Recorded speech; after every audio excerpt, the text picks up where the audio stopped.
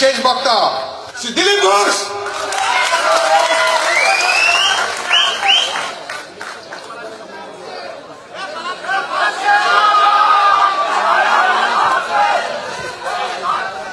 भारत माता की वंदे मातरम। जो जाता है जाने दो, जो आता है आने दो। मंचे उपविष्ट हमार वरिष्ठ गुरुजन स्थानीय समस्त प्रबुद्ध नागरिकगण उपस्थित श्रोतीबृंद আপনারা অনেক ধৈর্যের পরীক্ষা দিচ্ছেন উল্টাপাল্টা কথা শুনে। আমি শেষ করছি অল্প কথা বলে। আমি আজকে যে বিষয় আছে বোর্ডে বেশিরভাগ লোকই বাইরেই বলেছেন আবেগে। আমি অতি সাধারণ মানুষ, সাধারণ কথা বুঝি, সাধারণ ভাবি, তাই সারা বাংলা ঘুরে যেটা দেখেছি আমি সেটা আমি আপনাদের সামনে বলতে চাই। বাঙালির একটু আবেগপ্রবণ। ঠিক আমার গুরুজনরা বসে আছেন এখানে, তারা অনেক ইতিহাস দেখেছেন, এখন নিজেরাই প্রায় ইতিহাসের পর্যায়ে।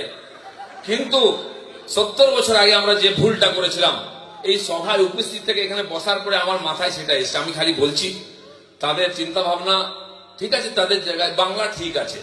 1946 সালেও এই কথাই শুনেছিলাম, বাংলা ঠিক আছে না আজ বাঙালি ঠিক আছে, কেউ ঠিক নাই। আমি ছোট্ট ঘটনা বলে শেষ করবো। ঢাকার ঘটনা। ঢাকায় জন্মেছেন একজন ব্যক্তি, শৈশবে বাংলাদেশ ছেড়ে এখানে এসেছিলেন, তার কাছ থেকে তার পরিবারের ঘটনা আমি প্রথমে বলতে চাই।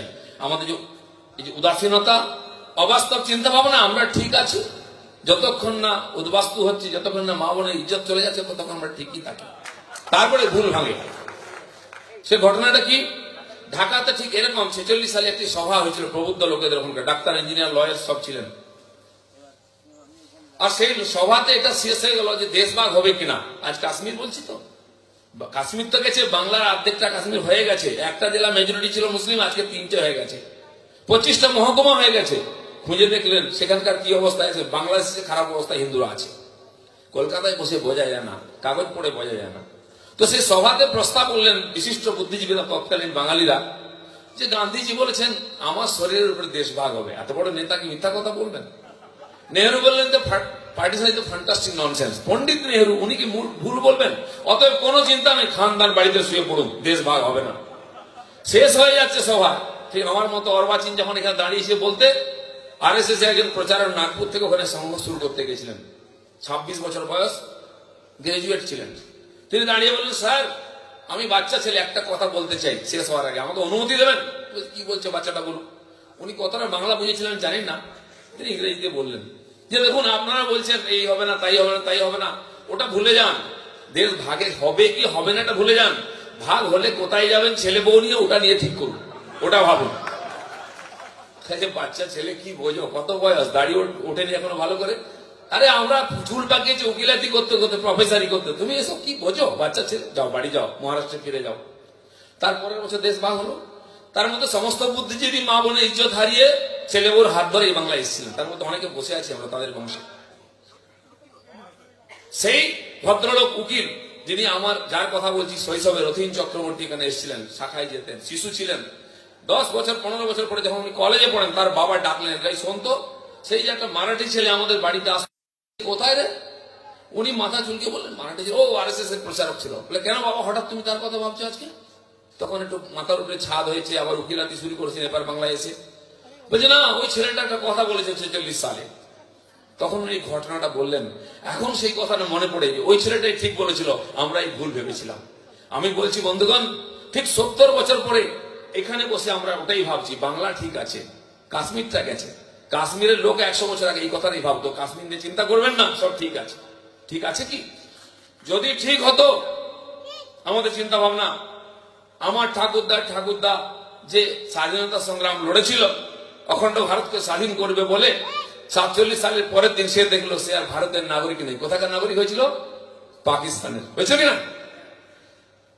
ঠাকুরদা বুড়ো হয়ে গেলেন, মারা গেলেন, বাবা জওয়ান হয়ে গেছেন। আবার 71-এর যুদ্ধ হলো, এবার বাংলা, জয় বাংলা, বাবা ঝাঁপিয়ে পড়লেন, লড়াই করলেন, মুক্তি সেনা ইত্যাদি।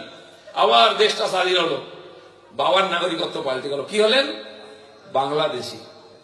আমরা ভাবছি আর ভালো লাগছে না, আবার তো সেই জিয়া, আবার ও, চলো পালাই, এপার বাংলায় টাকা পয়সা ঘুষ দিয়ে বিবিজেকে এপাশে চলে আইলাম। দেখো যে আবার আমাদের বিজেপির কাছে যাই, চলো নাগরিকত্বটা হয়ে যাক। আমি কি হতে চাইছে? ভারতীয়। ঠাকুরদার বাবা ছিলেন ভারতীয়, অখণ্ড ভারতের। ঠাকুরদা হলেন পাকিস্তানি, বাবা হলেন বাংলাদেশি। আমি আবার ভারতীয় হওয়ার চেষ্টা করছি মোদির কৃপায়। তারপরে আমরা বলছি ঠিক আছে, কিন্তু অত সহজে হয়নি আবার ভারতীয় হওয়ার।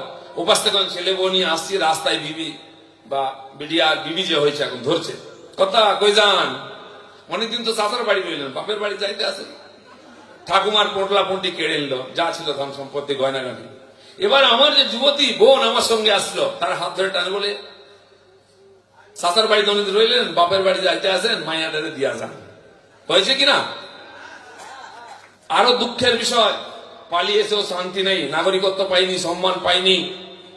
যারা ত্রিপুরায় গেছে তারা বাঙালি নাই, তারা কি অনুপজাতি, ঠিক কিনা?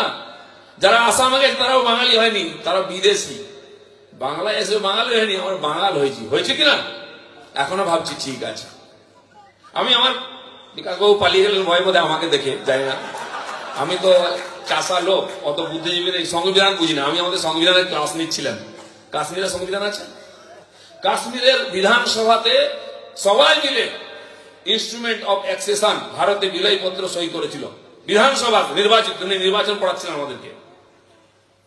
গরুর মাংস খেলে বোধহয় বুদ্ধি কম হয়ে যায়। উনি পড়াচ্ছিলেন কোথায় কাশ্মীরের সংবিধান, যে তিনটি খাম্বার কথা বললেন, কাশ্মীরে একটাও আছে। একটাই জিনিস আছে, সেনা আছে। আর তারা যেটা বোঝে ওখানকার লোকেরা, আমরা ওই সেনা দিয়ে ওইটা বোঝাবার চেষ্টা করছি এবং বোঝাবো শেষ পর্যন্ত। যদি স্বপ্ন থেকে পাকিস্তানে যাওয়ার, বডি যাবে, কাশ্মীরে 1 ইঞ্চি মাটি যাবে না, মৃতদেহ চলে যাবে যে চাইবে ওখানে।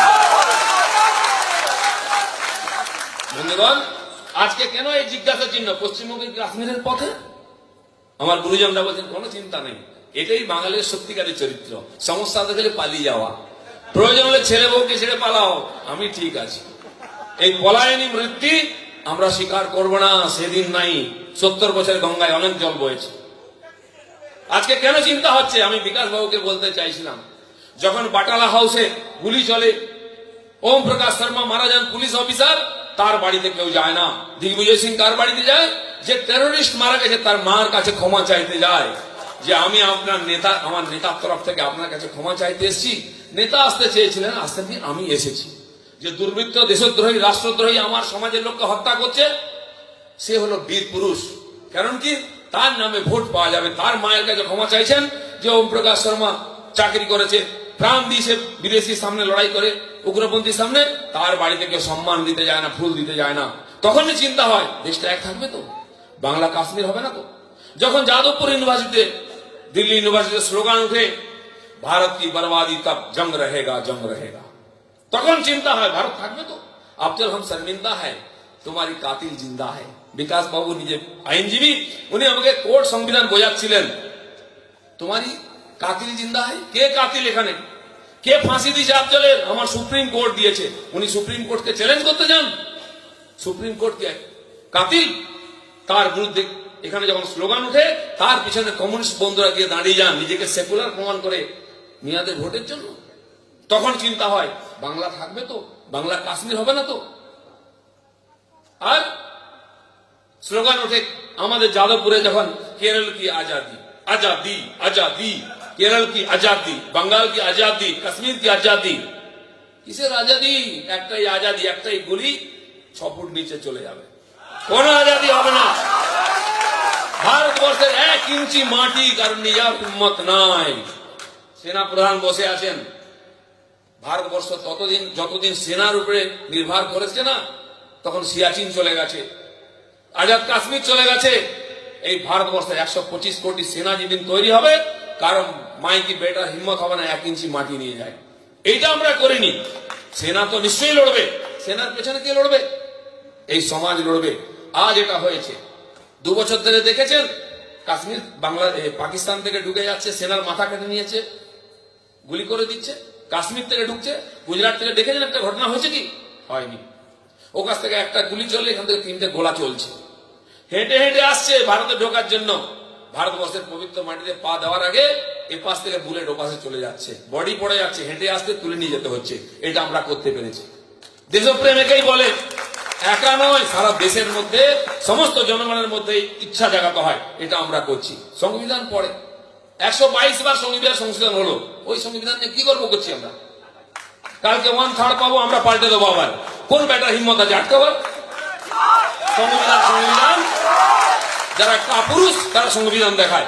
অবশ্যই সংবিধান আমাদের জন্য, আমরা বানিয়েছি, দরকার আমরা পাল্টাবো। কোন বাপের ব্যাটার হিম্মত নেই আটকাবার, পাল্টাবো বলে দিচ্ছি আমি। এই দুর্বৃত্ত কমিউনিস্ট দাঁড়িয়ে দেখতে হবে, হিন্দু রাষ্ট্র হয়তো হয়ে যাবে ঘোষণা, কান্নাকাটি ছাড়া কিছু করার থাকবে না।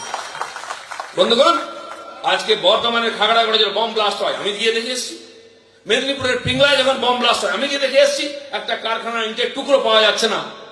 আমাদের সরকারের নেতারা মন্ত্রীরা কি বলছেন, ও এমনি বাজি ফেটেছে, বিয়ে বাড়িতে বাজি।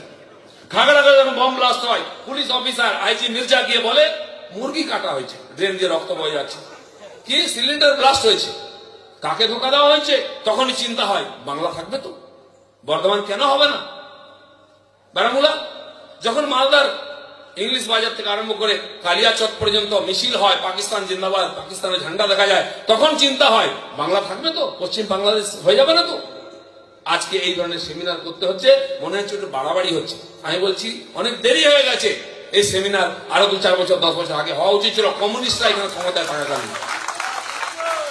বন্ধুগণ, একটা ঘটনা নয়, আজকে সারা ভারতকে বিচ্ছিন্ন করার চেষ্টা চলছে। যারা করছে তাদেরকে মহিমামণ্ডিত করা হচ্ছে।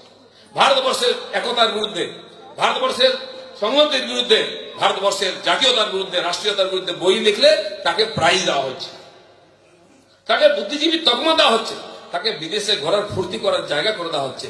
কারা করছে এটা? কেন করছে এটা? কারা এর পেছনে আছে? আমরা এটা আর সহ্য করবো না। এতদিন রাষ্ট্রবাদী শক্তি এখানে কমজোর ছিল, আমরা সহ্য করেছি, দেখেছি, দর্শকের ভূমিকায় ছিলাম। এখন আমরা খেলোয়াড়ের ভূমিকায় আছি। ভারত মাতা কি জয় একটাই স্লোগান হবে, ভারতবর্ষে থেকে পাকিস্তান জিন্দাবাদ, ওটাই ওর গলা থেকে বেরোনো শেষ চিৎকার হওয়া উচিত, তারপরে কোনো আওয়াজ বেরোবে না।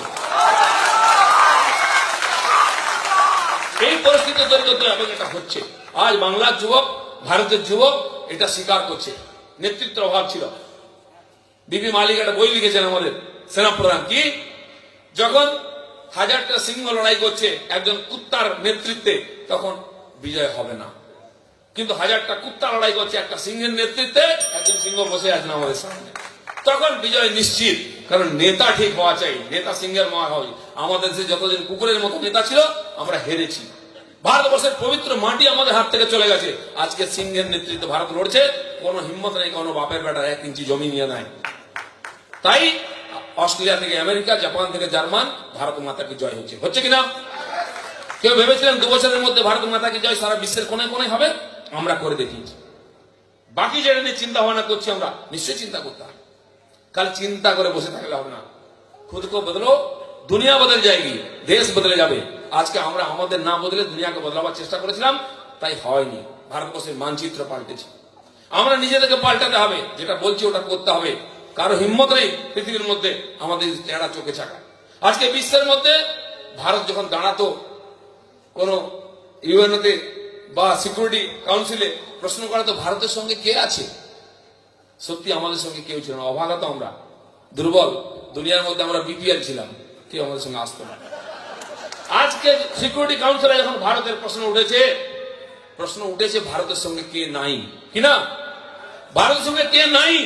কারণ সারা দুনিয়া আমাদের সঙ্গে আছে, খালি চীন আমাদের সঙ্গে নাই। ভারতবর্ষের সঙ্গে না থাকলে পৃথিবীর সম্মানের সঙ্গে থাকা যাবে না। তাই ওবামা বলছে তার সবচেয়ে বড় অ্যাচিভমেন্ট কি? ভারতের সঙ্গে বন্ধুত্ব, মোদীর সঙ্গে বন্ধুত্ব। ভারত আবার জগৎ সভায় শ্রেষ্ঠ আসন লবে, শুরু হয়েছে সব। এ তো ট্রেলার হ্যাঁ, পুরো ফিল্ম বাকি আমি। তাই বন্ধুগণ, আজকে এই সেমিনার যে হয়েছে, আমাদের 2-3 জেনারেশন নিয়ে আমরা বসেছি। আমাদের বড়রা যারা তাদের দূরদর্শিতা, তাদের চিন্তার ব্যক্ত করেছেন, হতাশাও প্রকট করেছেন। 2035-এ জয়ন্তবাবু বলছেন থাকবেন না। আমি বলছি জয়ন্তবাবু চিন্তা করবেন না, আপনি সুস্থ শরীরে সুস্থ চোখে এই দেশের সংগঠন আর জগৎ জননী ভারত মাতা হয়েছে বিশ্বগুরু, এটা আপনি দেখে যাবেন। আমি দিলীপ ঘোষ বলে যাচ্ছি, আমরা করব। আমার পূর্বপুরুষরা তপস্যা করেছেন, প্রাণ দিয়েছেন, বলিদান দিয়েছেন, পারেননি, সাফল্য পাননি। আমরা সেই সাফল্য আপনাদের দেখাবো, আপনাদের আশীর্বাদ চাই। তাই বন্ধুগণ, আজকে যারা এই সেমিনারের আয়োজন করেছেন, হিম্মত করে একটা বিষয় রেখেছেন, অবাস্তব বিষয় মনে হতে পারে, বুদ্ধিমান মানুষরা মনে করেন, আমরা সাধারণ মানুষ মনে করি এটা উপযুক্ত সময়।